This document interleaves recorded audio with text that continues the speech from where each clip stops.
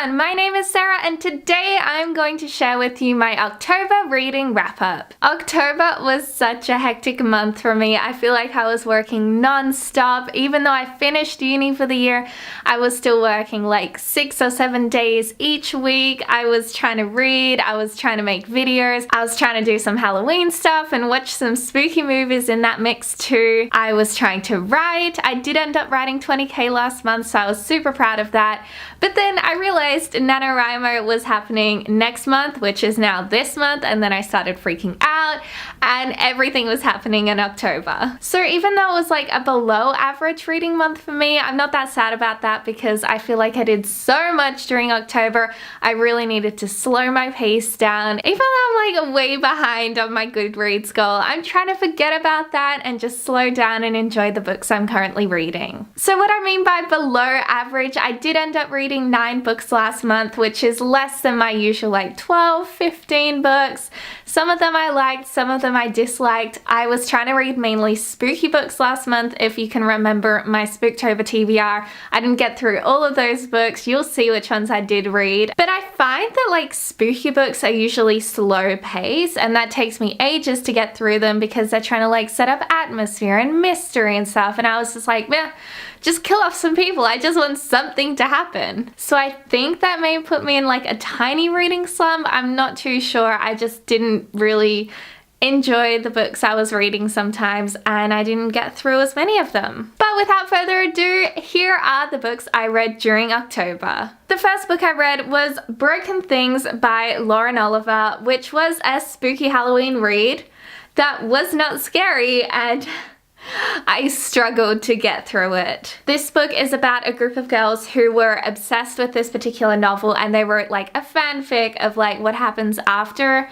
And it's like really gruesome and stuff, and then their friend turns up dead in the exact same way that they depicted in their fanfic, and of course everyone blames them. There's not enough evidence to convict them, so it's about like them kind of dealing with that after the fact and what happens when new kind of investigations and discoveries emerge in this town. It was just like a slow read to begin with. It took me ages to get into it, and by the time I got to like the halfway mark where things started happening, I just wasn't invested enough. I wish this could have been like really fast paced and a thriller. I wish it had me on the edge of my seat, but it just didn't, unfortunately.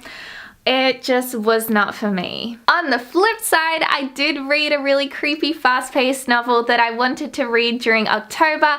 I did it, I read it, and that is What the Woods Keep. Oh my god. I had been wanting to read this book for ages, and because I knew Halloween was coming up, I thought it was going to be the perfect time to read it. It was also like the worst time to read it as well because I was watching all these horror movies and then I would go to bed and read What the Woods Keep and I just wouldn't sleep because everything spooky was happening. This book is so creepy. Oh my god, I can't even begin to explain it. Like, this girl like gets a will and then she has to go to her old town where now she has like this house and stuff, but like that's not even the main part. It's like what happens there. It's so creepy. There's like this scene where her friend goes sleepwalking and she's just like so creepy, and that was one of the scariest things I've ever read, I swear to god. And then from that scene, that was like 3 chapters in, it just all went downhill from there in terms of scariness. I was petrified reading this book, honestly. How could you do this to me? I'm never gonna sleep again. This book honestly just blew me away. If you're looking for something scary to read, please go pick this one up. I know Halloween is over, but anytime, just read this book and you'll be transported way back into those spooky Halloween feels. The next book I read was The Woman in the Window, which was also on my Spooktober TBR. Again, I wasn't a fan of this one. It was so slow paced. Oh my god, literally nothing happened. And I was listening to the audiobook and the woman spoke so slowly. So I'm like, let's get that on double time speed. And still nothing happened. It's just about this woman who's agoraphobic and she just like keeps spying on her neighbors and sending emails to random people and talking about her therapist, and I'm like, woman, I do not care. Can you just witness a murder already and talk about that? Because I don't want to sound insensitive or anything, but just like, please talk about murder or something more interesting than your average day-to-day life. I got about a quarter of the way into this book before I DNF'd it. Honestly, I don't have time to read books I'm not interested in. This was just so slow. Didn't enjoy it. Maybe the rest of this book was better, but honestly, if it's that hard to get through the first quarter, is a book really worth reading? I would say no, because I'm a big fan of DNFing, and that's what I did with this book. Another spooky book I ended up reading was Not Even Bones, which I'd had my eye on for ages. Finally, I got a copy, and it was so good, oh my god! This book is honestly everything I wanted from a Halloween novel. It was pitched as This Savage Song meets Dexter, and it definitely was both of those things. Honestly, this book is not for the faint at heart. It is really gruesome. It describes torture in a lot of detail. Honestly, what do you expect from a book with a cover like that? It is really gruesome, kind of made me feel sick to my stomach at some parts. So if you have a weak stomach, maybe skim over those parts or avoid this book. But honestly, it was really, really great. I loved it to pieces. The character was like kind of morally grey, which I love in a protagonist, and this book was just everything I wanted and more. Not Even Bones is a book about this girl called Nita who loves dissecting bodies, and then one day her mum brings her home a live body, a boy who she wants to help escape. But that's not all. Nita isn't an ordinary human. She has these like special powers that set her apart and also make her a target. Oh my god, the premise just hooked me from the very first time I ever heard about it, and from then on I was dying to read this book. I'm so glad I finally did. The next book I read during October was An Absolutely Remarkable Thing by Hank Green. This is another book that I'd been dying to read ever since it was announced. I love John and Hank Green. I've watched them on Vlogbrothers. I listened to their podcast, Dear Hank and John. I love their internet presence. So finally, it was great to be able to have this book in my hands. If you don't know, An Absolutely Remarkable Thing is an adult sci-fi novel. It is set on Earth, so it's not like full-blown sci-fi, but it does have those awesome elements to it. This book follows the life of April May, who is in her early 20s living in New York City. She loves art, and then one day in the early hours of the morning, she stumbles upon this great big ginormous figure who then later get called the Carls. She makes a video with her friend looking at this Carl thing, which is basically like this giant robot sculpture, and then they post it online and it just blows up, and it turns out that there are Carls all over the world. She is suddenly catapulted into internet fame, and it is just such a roller coaster. Oh my god. I couldn't put this book down. It had me on the edge of my seat the entire time. Honestly, I wouldn't have expected any less from Hank Green. He's always such a quirky, unique guy, and this book is exactly the same. It was filled with all these twists and turns, and I constantly wanted to know what was happening, and I just raced through it. If you're looking for a book that is kind of Sleeping Giants meets I Was Born for This, An Absolutely Remarkable Thing should definitely be on your TBR. And of course, I also got to read The Lady's Guide to Petticoats and Piracy, which of course was our October book of the month here at the YA Room. This is another one that I'd been anticipating ever since it was announced. You'll know I adored The Gentleman's Guide to Vice and Virtue. Felicity was my favorite character. I relate to her so much, and then finally we got a book all about her, and it was just absolutely incredible. Felicity is that badass queen you've always wanted to be. She is fierce, she is a feminist, she is a wannabe doctor. I love her. So The Lady's Guide to Petticoats and Piracy follows Felicity, who is the sister of Monty from The Gentleman's Guide to Vice and Virtue,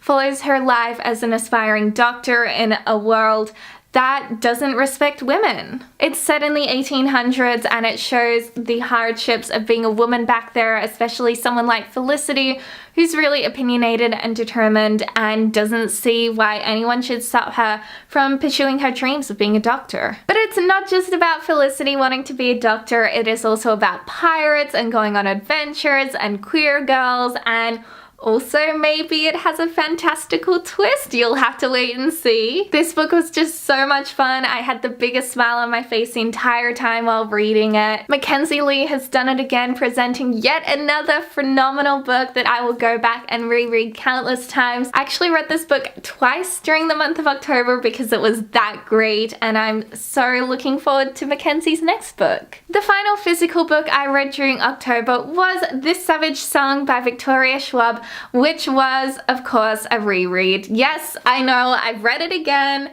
because I just can't get enough of it, and I was like sat on my bed on Halloween and I'm like, what am I gonna read? I've read all my spooky books.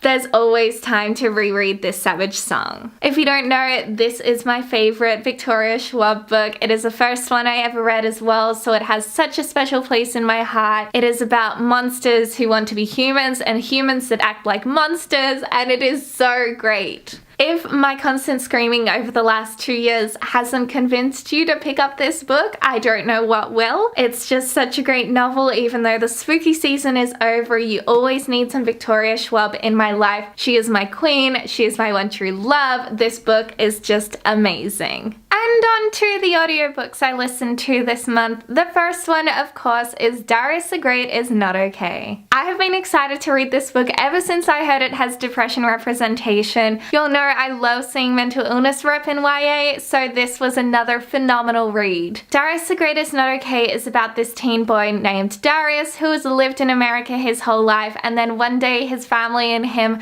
travel back to Iran to visit his sick relative. This isn't just a book about finding out where you fit in life, it's also about depression and family and friendship, and honestly, this book captured me from the very first page. It was so heartwarming and touching and poignant, and I was just sobbing by the end. It was so touching. I can't even begin to express how great it was. Every time I walk into a bookstore, I always point it out because this book just meant like the world to me. I love how honestly it talks about depression and medication, and it really comes across really vividly and candidly in Darius's narrative. And of course, I also loved the exploration of different cultures that we don't often see in YA, like living in Iran. Darius the Great is Not Okay has quickly catapulted to my favorites list for 2018, so I definitely recommend giving it a go if you haven't already. And finally, I also listened to The Dark Descent of Elizabeth Frankenstein. As someone who was a massive Frankenstein nerd ever since I read it in high school, and I've been obsessed with it ever since, I was really excited to see what this book was all about. If you don't know, The Dark Descent of Elizabeth Frankenstein follows the life of Elizabeth, who is the sister of Victor Frankenstein, and it kind of shows her and her dark descent of like doing more and more creepy stuff to try and win over her brother and his trust and kind of get him to like her. I wanted this book to be a lot more than it actually was. I know the story of Frankenstein back to front, and it feels like reading this book was just reading Frankenstein again. It had just so many similarities, which you would kind of expect for a retelling. But I don't know, I just wanted something more from it and I just wasn't getting it. Of course, it was really dark and creepy, which I loved, and I loved being back in the world of the Frankensteins again. But I feel like for maybe die-hard Frankenstein fans already, this book will be really nothing new. That being said, if you haven't read Frankenstein before, or you want to like see what all the hype is about, I definitely recommend it. It's a great stepping stone if you don't want to like sit down and kind of decode all of Mary Shelley's amazing writing that sometimes takes a while to get to the point. It's just really great, and it has all the existing metaphors that I really enjoyed, like talking about the weather and what it means to be human, all of that great stuff. So I recommend it. I just didn't fall in love with it the way that I thought I would. So these are all the books I read during October, plus my 2 audiobooks. Of course, I really enjoyed the majority, but then there were some I didn't enjoy as much. which should be expected for someone who reads as much as we all do. I discovered some of my favorite books of 2018 during October, which was so great. I'm really happy I gave all of these a go, and I'm looking forward to seeing what I read during November. But that is it for today's video. I hope you enjoyed it, and if you did, please give me a thumbs up and leave a comment down below. What was your favorite read of October? Have you read any of the books that I read last month? I would love to hear your thoughts. See you next time. Bye everyone!